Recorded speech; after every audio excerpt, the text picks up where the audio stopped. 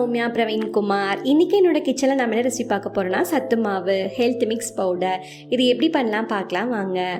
இதுக்கு ஒரு பேன் வச்சுருக்கேன். இந்த பேன் நல்லா ஹீட் ஆனதுக்கப்புறமா லோ ஃப்ளேமில் வச்சு தான் எல்லாத்தையும் வறுக்க போகிறோம்.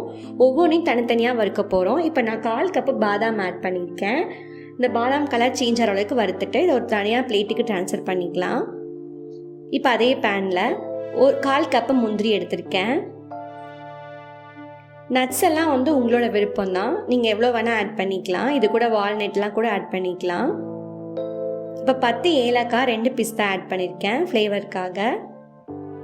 இதையும் நல்லா வறுத்துக்கிறேன். இப்போ ஒரு பிளேட்டுக்கு ட்ரான்ஸ்ஃபர் பண்ணிக்கலாம். இப்போ அதே பேனில் 1/4 கப்பு சோயா பீன்ஸ் எடுத்திருக்கேன். இதையும் நல்லா வறுத்துக்கலாம். பிளேட்டுக்கு ட்ரான்ஸ்ஃபர் பண்ணிக்கலாம்.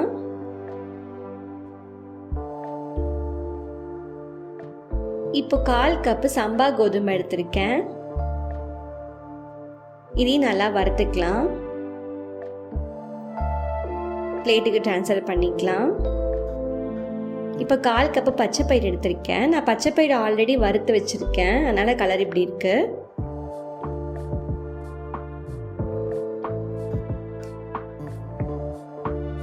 இப்போ 1/4 கப்பு நிலக்கடலை ஆட் பண்ணிக்கலாம். நிலக்கடலை பொட்டுக்கடலைலாம் உங்கள் விருப்பத்துக்கு ஏற்ற மாதிரி நீங்கள் ஜாஸ்தி ஆட் பண்ணிக்கலாம், நல்லாயிருக்கும். நான் 1/4 கப் தான் ஆட் பண்ணியிருக்கேன்.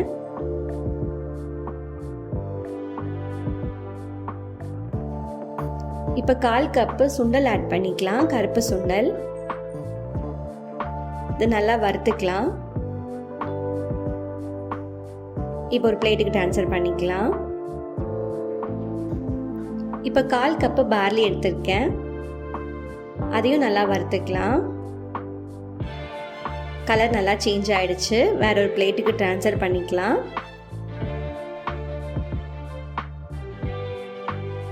இப்போ 1/2 கப்பு சிகப்பு அரிசி எடுத்திருக்கேன். இதுவும் கலர் சேஞ்ச் ஆகிற வரைக்கும் நம்ம வறுத்துக்கலாம்.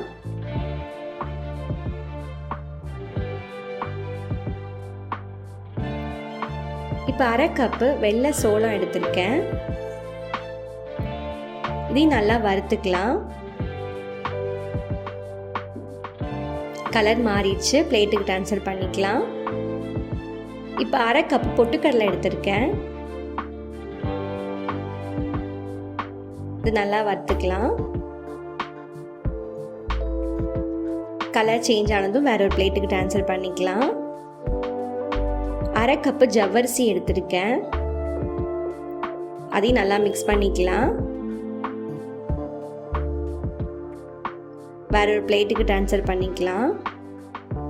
1/2 கப்பு மக்கா சோளம் எடுத்திருக்கேன். இதையும் நல்லா கலர் சேஞ்ச் ஆகிற அளவுக்கு வறுத்துட்டு வேற ஒரு பிளேட்டுக்கு ட்ரான்ஸ்ஃபர் பண்ணிக்கலாம். இப்போ 1 கப்பு ராகி எடுத்திருக்கேன். ராகி நல்லா வறுத்துக்கலாம்.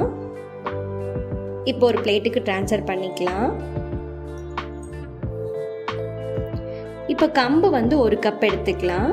அதையும் இது கூட ஆட் பண்ணிக்கிறேன். கம்பு ராகியும் எல்லா பொருளை விட அதிகமாக இருக்க மாதிரி பார்த்துக்கணும். இப்போ நல்லா வறுத்துக்கலாம். கலர் நல்லா சேஞ்ச் ஆகிடுச்சு. இப்போ வேற ஒரு பிளேட்டுக்கு ட்ரான்ஸ்ஃபர் பண்ணிக்கலாம். இப்போ இது எல்லாத்தையும் நல்லா மிக்ஸ் பண்ணிக்கலாம்.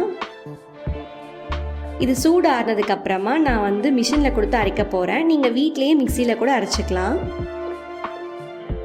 மிஷினில் கொடுத்து அரைச்சிட்டு வந்துட்டேன். ஹெல்த் மிக்ஸ் பவுடர் தயார்.